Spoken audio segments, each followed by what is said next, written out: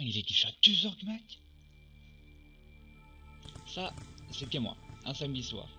Ne sachant pas trop quoi faire de ma soirée, à vrai dire, tous les soirs, c'est un peu la même routine.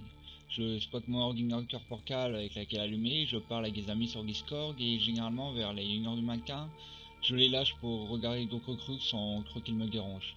Suite à ça, je regarde des trucs sur le paranormal, des vidéos, ce genre de trucs quoi. Parfois j'y crois, parfois c'est plus difficile. En gros, c'était une soirée ordinaire et je me faisais littéralement chier. Ouais, j'aurais pu aller me coucher, mais j'avais pas sommeil. Et j'avais juste pas envie. Une fois n'est pas coutume, j'ai décidé de regarder un peu les chaînes de la télé. Après être tombé sur du tout et du n'importe quoi, je m'arrêtais brusquement sur une chaîne lointaine. Vous savez, ces chaînes étrangères où l'on comprend rien. Bon, pourquoi je me suis arrêté? C'est qu'une séance d'hypnotisme, et apparemment, le téléspectateur pouvait guesser tout en restant confortablement installé sur son canapé. Pourquoi pas? Ça pourrait être intéressant, même si je n'avais d'aucune idée de ce que en quoi le type pourrait bien nous transformer. Sûrement un truc stupide style poulet, canard ou un ornithorynque, pourquoi pas. Donc l'hypnotiseur a sorti une sorte de spirale qui tournait. Je fixais lentement la chose, même si la musique derrière était très dérangeante. Une sorte de berceuse qu'on aurait accéléré, un truc du genre. Je fixais attentivement la chose quand un claquement me réveilla et rien ne s'était produit. Rien n'avait changé en moi, mais la télé était bizarrement éteinte. Je n'ai pas cherché à comprendre, j'étais super fatigué, j'avais du mal à garder les yeux ouverts.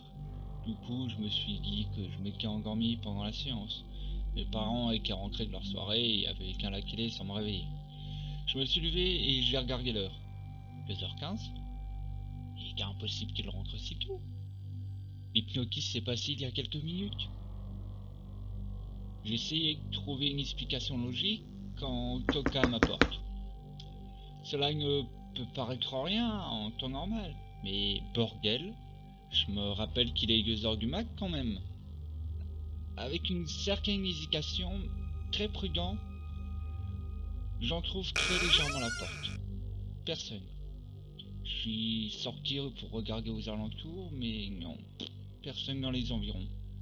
J'ai dû rêver à cause de la fatigue. J'allais rentrer quand quelque chose me glaça le sang. Il était là, l'hypnotiseur, à une trentaine de mètres de devant chez moi, avec ses longs cheveux blancs et ses lunettes de soleil. Il avait sa spirale qui émettait la même musique flippante. Je me suis vite rentré en courant. J'ai fermé toutes les issues possibles. Après ça, je me suis dit que j'avais grave galéré encore une fois. J'ai moi-même rigolé de ma stupidité. Franchement, qui peut croire à ces conneries sérieusement? Je suis monté me coucher. J'étais crevé comme pas possible et ça se ressentait. En montant dans ma chambre, ma fatigue se sentit de plus en plus. C'était vraiment bizarre. Comme si mes pas étaient de plus en plus lourds. Je me suis directement couché avec mes habits et je me suis endormi. Enfin, j'ai essayé. Quelque chose m'empêchait de dormir. Quelque chose dans ma tête. J'entendais cette musique, elle se jouait en boucle dans ma tête. Mais après m'être concentré, j'ai remarqué quelque chose. Cela venait pas de ma tête, mais de ma chambre. Je me suis levé aussi vite que possible et je l'ai vu. Dans un coin de ma chambre, il se tenait debout, me fixant attentivement. Souriant du coin des lèvres, j'ai crié. Je suis sorti de ma chambre pour descendre, mais il m'attendait en bas. Impossible.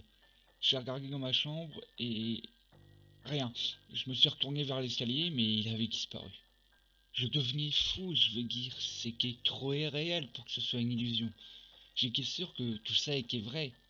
Sans attendre, je suis descendu pour sortir de ma maison. Mais elle ne s'ouvrait pas. Les clés étaient sur la porte quand j'avais fermé tout à l'heure, et j'en suis sûr. Malgré mes efforts, je ne suis pas arrivé à l'ouvrir. Je me suis senti observé en permanence. L'ambiance devenait de plus en plus oppressante. C'est quel enfer. Je pensais le voir partout. Je ne pouvais pas me cacher et j'étais piégé. Je cherchais désespérément une planque, un moyen de partir d'ici. Il fallait juste que je me sorte de cette emmerde. D'un coup, je me suis souvenu. Dans notre garage, il y a une porte de sortie que l'on bloque avec une planche. C'était mon seul espoir, je devais y aller. Je courus vers mon garage. Je me suis pas arrêté une seule fois. Même s'il y avait eu ces tomes devant moi, je suis sûr que j'aurais quand même continué. J'allais chialer. Je suis sérieux. Je savais que j'étais en danger. J'ouvre la porte qui mène au garage et m'y voici. Il fait sombre, je n'y vois rien, mais je sais où me repérer pour trouver la porte. J'avance lentement. Le silence était pesant. À chaque son qui se faisait entendre, je suffoquais. Mais finalement, il n'y était pas. Rassuré, j'ai déplacé la planche de bois. Je m'apprêtais à ouvrir la porte quand un son se fit entendre. Une mélodie. Cette foutue berceuse dégueulasse. Je l'ai vue devant la porte qui menait à la maison. Toujours souriant, je me suis retourné et ouvris la porte. Il était derrière cette porte. Et sans que je puisse faire quoi que ce soit, son visage se déforma et il se jeta sur moi. Et je me suis réveillé. J'étais assis, les yeux grands ouverts, la télé allumée, et il y avait ces hypnotiseurs qui étaient applaudis par une centaine de personnes. Ce n'était qu'un rêve. C'était vrai, le type m'avait juste hypnotisé. Tout ceci était si réel, mon Dieu, c'était horrible. J'ai éteint la télé, rassuré, et je me suis levé pour prendre à boire. Mais quelque chose d'inattendu se produisit. Un son s'est joué derrière moi. C'était cette foutue berceuse.